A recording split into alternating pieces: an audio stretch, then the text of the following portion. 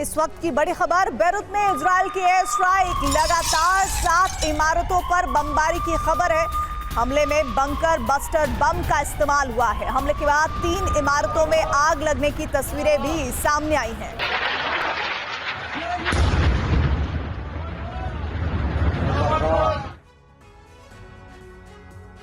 Benjamin Netanyahu 1 अक्टूबर को Israel में हुए हमले का बदला लेने के लिए बेचैन है। इसलिए अब इजराइल ने ईरान पर हमले का एक नया प्लान बनाया है। लेकिन यह प्लान इतना सीक्रेट है कि अमेरिका को भी इसकी जानकारी नहीं दी गई। लेकिन आशंका जताई जा रही है कि इजराइल हमला करने में देर नहीं लगाएगा। वो किसी खास दिन के इंतजार में है जब ईरान में बारूदी जल्जला आएगा। आखिर क्यों बेंजामिन नेतन्याहू ने इस बार अमेरिका को नए ब्लूप्रिंट की जानकारी नहीं दी, और वो कौन सा खास दिन हो सकता है जब ईरान में तबाही का बवंडर आ सकता है, इस एक्सक्लूसिव रिपोर्ट में देखिए। ईरान विध्वंस की तारीख पहले भी फिक्स थी और अब भी फिक्स हो गई है।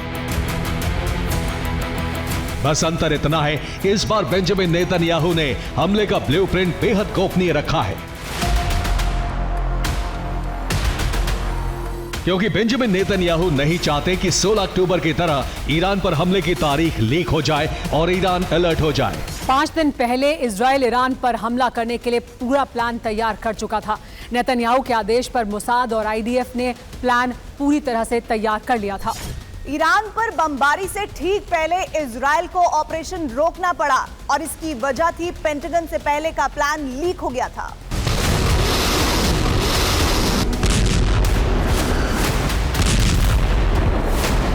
लेकिन अब ऐसा नहीं होने वाला, क्योंकि बेंजामिन नेतन्याहू के अलावा सिर्फ टॉप कमांडर को ही हमले की तारीख और प्लान का पता है। कहा जा रहा है कि रक्षा मंत्री योआव गैलेंट को भी ईरान पर हमले के बारे में नहीं बताया गया है। लेकिन इजराइल का पैटर्न बताता है कि वो किसी खास दिन ईरान को दहला सकता है।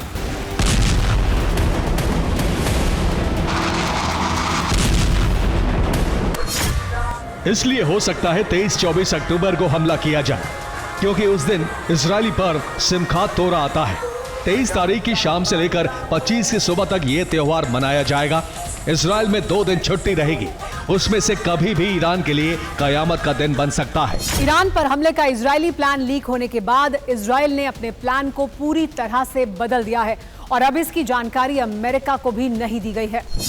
हालांकि अमेरिका ने प्लान लीक होने के बाद एक जांच कमेटी बनाई है। माना जा रहा है कि अमेरिका नहीं चाहता है कि राष्ट्रपति चुनाव से पहले इजराइल ईरान पर हमला करे।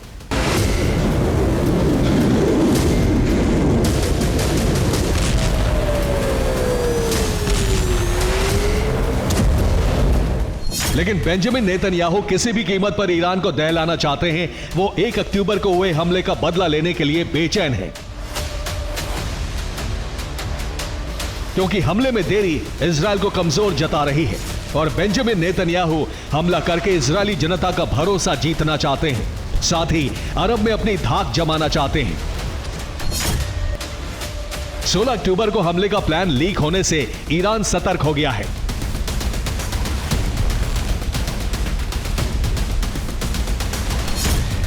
उसने 2 बड़े फैसले लिए हैं। सबसे पहले उसने वो टारगेट सुरक्षित किए हैं जो इजराइल के निशाने पर हैं, जबकि दूसरे फैसले में उसने चीन और रूस से हथियार मंगाए हैं, जिसमें डिफेंस सिस्टम की डिमांड की गई है।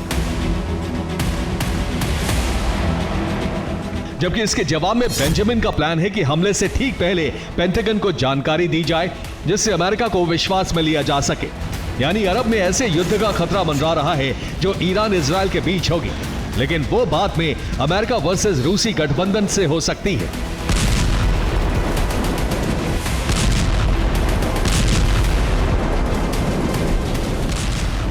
जिसमें रूस के साथ ईरान, चीन और नॉर्थ कोरिया है। इस बीच ईरान के विदेश मंत्री अब्बास अरागची ने इजराइल को एटमी धमकी देकर ईरान के तेवर जता दिए हैं कि ईरान परमाणु युद्ध के लिए भी तैयार है। न्यूक्लियर धमकी के अलावा ईरान ने हिंद महासागर और भूमध्य सागर में मैरीटाइम वॉर एक्सरसाइज शुरू की है, जिसमें कई अरब देश शामिल हैं। इस दौरान ईरान ने 16 मिनट की एक फिल्म जारी करके अपनी शक्ति की नुमाइश की है, जिससे वो बता सके कि अब ईरान पश्चिमी देशों का मुकाबला करने में सक्षम है। ईरान में हमले के लिए इजराइल 4 टारगेट फिक्स कर चुका है। पहला टारगेट IRGC हेडक्वार्टर है, जहां से ईरानी प्रॉक्सी संगठनों को हमले की कमांड दी जाती है।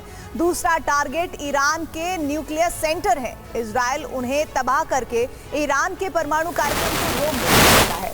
तीसरा टारगेट ईरान की ऑयल रिफाइनरी है, जहां हमले करके ईरान को आर्थिक नुकसान पहुंचाना चाहता है।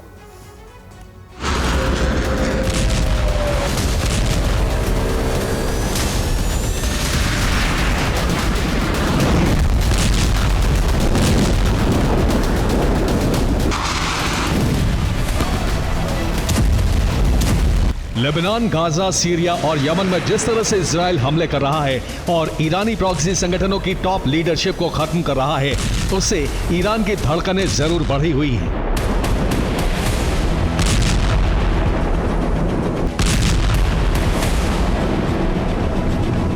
क्योंकि इजराइल पर 2 बार हमला करके उसने बेंजामिन का पारा बढ़ा दिया है।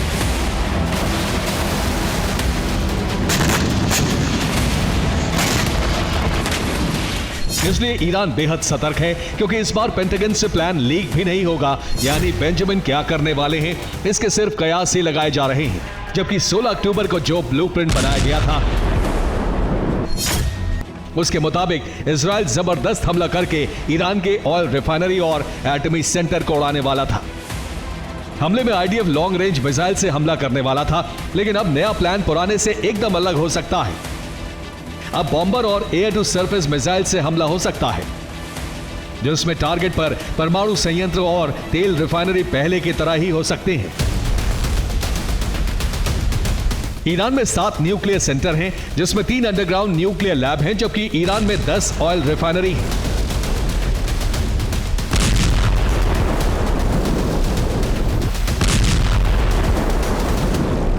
इन ठिकानों पर हमला करने के लिए 16 गोल्डन होराइजन मिसाइल और 40 रॉक्स मिसाइल वॉर रेडी कर दी गई हैं।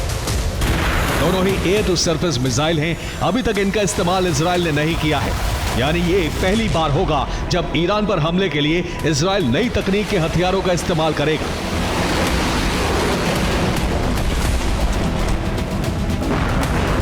अगर ईरानी ठिकानों पर इजराइल ने हमला कर दिया तो ईरान पलटवार जरूर करेगा। वो पूर्वी भूमध्य सागर में मौजूद इजराइल की गैस फील्ड को उड़ा सकता है। पेंटागन ने एक रिपोर्ट में कहा है कि इजराइल की तरफ से ऑयल रिफाइनरी पर हमला हुआ तो ईरान भी इजराइल के तेल ठिकानों को तबाह करने से पीछे नहीं हटेगा।